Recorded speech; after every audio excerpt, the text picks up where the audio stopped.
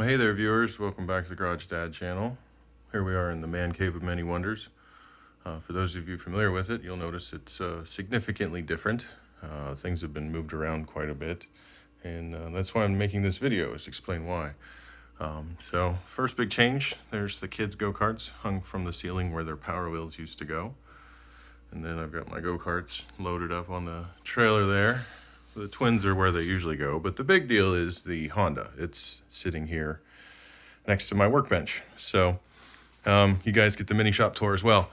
Back here's my usual seat, my tablet. But anyway, the reason for the Honda being parked here is because after I had that skid plate installed, which here it is, by the way, lovely in all its glory. Hopefully you can see that.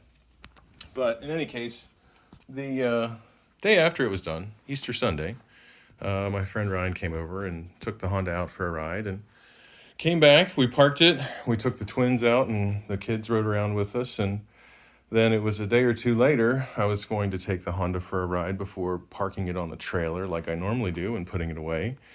And as I was backing up, I discovered there's a thump, thump, thump. Okay, that's really weird. So I put it forward. After I turn out onto the street from the driveway, backing out of the driveway, right?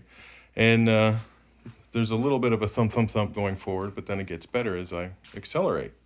So then I pull over, very suspicious. What's wrong? Something's different. Something's changed, right? It's the first time I'd driven it since Ryan had used it. And unfortunately, after putting it in reverse again and backing up, thump, thump, thump, forward, thump, thump, thump. Okay, turn around. So that's what I did. And since then, reshuffled the garage and got it ready to operate on. And here's the reason why I need to operate on it. So it's in neutral, and I've got it up on a jack.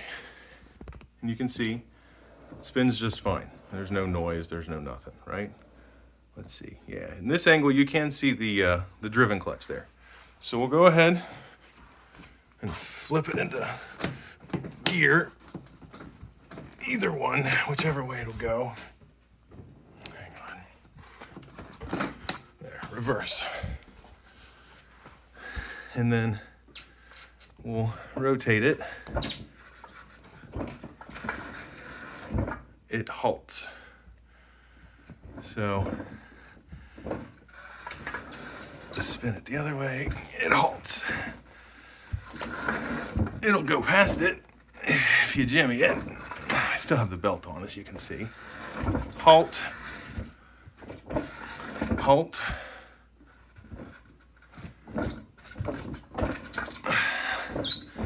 And so forth, right? It doesn't want to spin this way. Maybe I can put it in the other direction. We'll flip it forward, if it'll let me. Boy, she's real grumpy. Neutral, at least. Well, you get the gist. Anyway, all that said, it's acting to me like it's got a broken tooth somewhere in the gearbox. So now I've got the task of ripping it all apart and figuring out what went wrong.